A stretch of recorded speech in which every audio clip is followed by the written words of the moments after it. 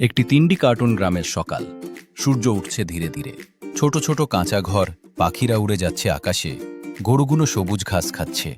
রাহুল, হলুদ T shirt ও নীল half pant পরা এক ছোট ছেলে, হাতে একটা লাঠি নিয়ে দৌড়াচ্ছে, মুখে হাসি ফুটে আছে। রাহুল গরুদের খাওয়াচ্ছে। রাহুল একটি গরুর পাশে দাঁড়িয়ে হাতে এক গুচ্ছ ঘাস ধরে আছে।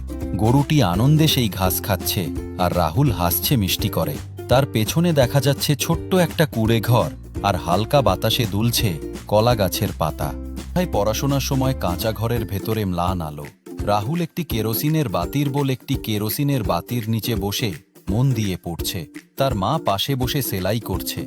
কমলা আলোয় ঘরটা উষ্ণ লাগছে। সায়েন্স ফেয়ারের দিন। গ্রামের স্কুল আজ সাজানো রঙিন কাগজের ফিতায়।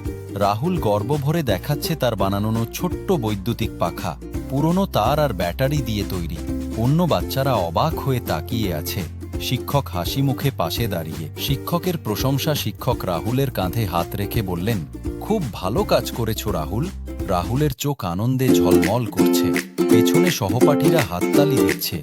জানালা দিয়ে সূর্যের আলো ঘরে ঢুকছে। বড় হয়ে ইঞ্জিনিয়ার রাহুল। এখন রাহুল বড় হয়েছে এক সফল ইঞ্জিনিয়ার।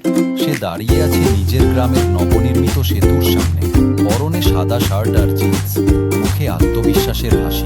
তার চারপাশে ছোট ছোট বাচ্চারা খেলছে। দূরে সবুজ মাঠে ভরপুর আশা আর অগ্রগতির চিহ্ন। শেষ দৃশ্য।